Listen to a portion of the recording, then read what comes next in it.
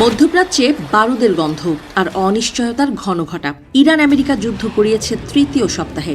একদিকে অত্যাধুনিক মাইনাস ও ক্ষেপণাস্ত্রের আঘাতে ইরানের সামরিক কাঠামো গুঁড়িয়ে দেওয়ার দাবি করছে হোয়াইট হাউস, অন্যদিকে তেহরানের অনড় অবস্থান ঘুম কেড়ে নিয়েছে পেন্টাগনের। মার্কিন প্রেসিডেন্ট ডোনাল্ড ট্রাম্প এখন এমন এক সন্ধিক্ষণে দাঁড়িয়ে যেখান থেকে ফেরার পথ নেই বললেই চলে। হয় পরাজয় স্বীকার, না হয় ইরানি ভূখণ্ডে সশরীরে মার্কিন পদাতিক বাহিনী নামানো।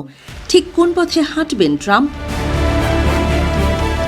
যুদ্ধের বয়স ৩ সপ্তাহও হয়নি, কিন্তু এর মধ্যেই দৃশ্যপট পাল্টে গেছে আমূলে। প্রেসিডেন্ট ট্রাম্প হয়তো ভেবেছিলেন কেবল আকাশপথের হামলাতেই কেল্লাফতে হবে, ভেবেছিলেন ইসরায়েলি আর মার্কিন বোমারু বিমানের গর্জনে ভেঙে পড়বে খামেনি প্রশাসন। কিন্তু ডক্টর রবার্ট কেলির বিশ্লেষণ বলছে ভিন্ন কথা। ইরানের সামরিক শক্তি হয়তো ক্ষতবিক্ষত, কিন্তু দেশটির শাসন ব্যবস্থা আজও অটুট।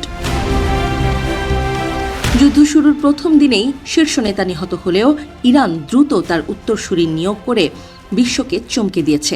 যে গণ অভ্যুত্থানের আশায় ওয়াশিংটন বুক বেঁধেছিল, ইরানের রাস্তায় তার ছিটা ফোঁটাও দেখা যায়নি। উল্টো খামেনির অনুগত বাহিনীগুলো আরও সুসংগঠিত হয়ে পাল্টা আঘাতের ছক কষছে। মার্কিন গোয়েন্দাদের সব হিসাব যেন মেলাতে পারছে না ট্রাম্পের রণকৌশলীরা। এই যুদ্ধের সবচেয়ে বড় মরণ ফাঁদ হয়ে দাঁড়িয়েছে হরমুজ প্রণালী।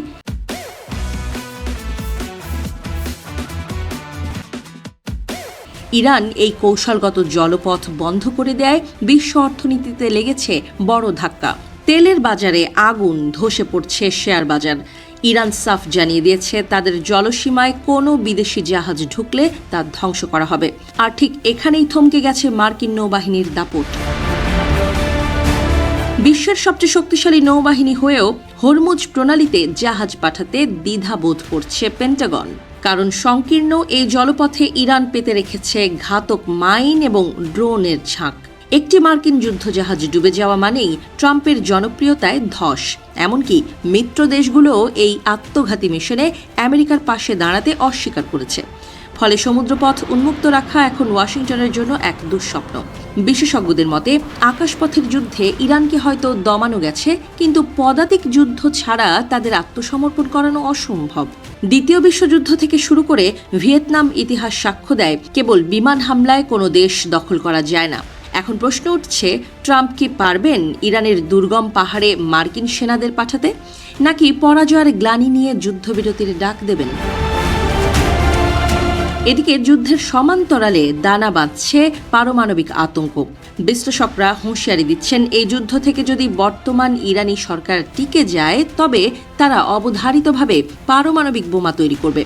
তেহরান বুঝে গেছে উত্তর কোরিয়ার মতো হাতে পরমাণু থাকলে আমেরিকা সরাসরি আক্রমণের সাহস পেত না। তাই অস্তিত্ব রক্ষায় ইরান এখন পারমাণবিক দৌড়ে আরও মরিয়া। প্রেসিডেন্ট ট্রাম্পের সামনে এখন রাজনৈতিক অগ্নি পরীক্ষা। একদিকে তিনি নিজেকে বিজয়ী হিসেবে দেখতে ভালোবাসেন, অন্যদিকে মার্কিন জনগণ নতুন কোনো দীর্ঘস্থায়ী স্থলযুদ্ধে জড়ানোর ঘোর বিরোধী। নভেম্বরের নির্বাচন সামনে রেখে ট্রাম্প কি পারবেন কয়েক হাজার মার্কিন সেনার জীবন বাজি রাখতে, নাকি পরাজয় মেনে নিয়ে বিরোধীদের বিদ্রূপ সহ্য করবেন? পরিস্থিতি যেদিকে এগোচ্ছে তাতে কোনো মাঝামাঝি পথ অবশিষ্ট নেই।